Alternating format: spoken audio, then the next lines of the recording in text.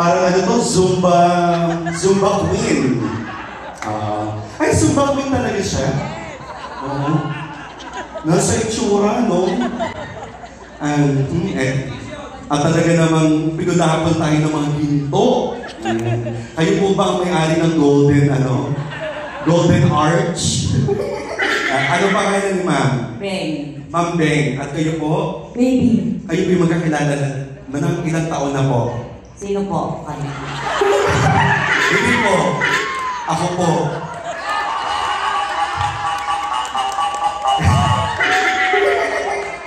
Ilang taon na po kayo magkakilala? Matagal na po. Sino po? Siya po.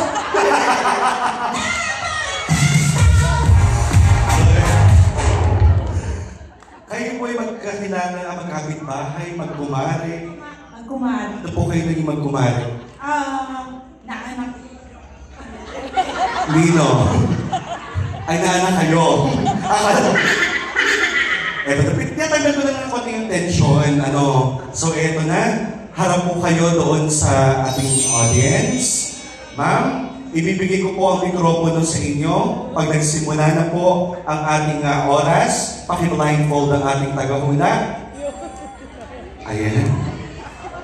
At pagtanggal mo namin yan, ma'am, kayo na lang po mag-isa ang narito. Okay. Eto na. Piling muna po kayo, 1 to 10. 6. Number 6. Alright? Flash the word. Okay, wala pong mag-coach. Oo, hindi pwede. Ang magbibigay po ng kategorya ng tao, lugar, bagay, hayop, at pagkain din kayo. Tapos pag nag-ano na po, nag-oo, hindi pwede siya, dire-diretso na po kayo ng bigay ng sagot. Alright? Pair number 1 for our Pinoy Henyo with a twist. The timer starts now. Bagay. Hindi. Tao. Pwede. Pwede? Pwede. Babae? Pwede. Artista? Pwede.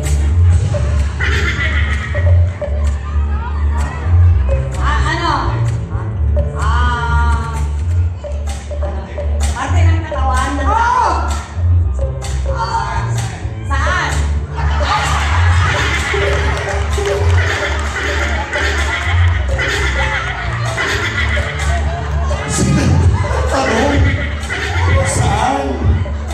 Ano sigot? Parte na?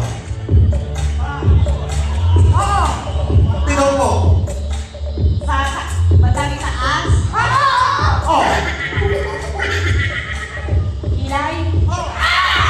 Sige! Ano ba? Kilay?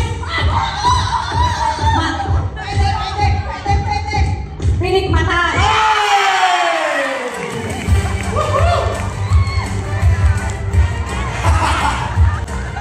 Diyos ko. Ang tuwa niya, no? Saan? Oy, palapakan natin yung 1 minute and 6 seconds. 1 point. Pakinote ako. Sorry ha, baka hindi nyo mapin yun. Ito na yung ating pair number 2. Come on down. Hello.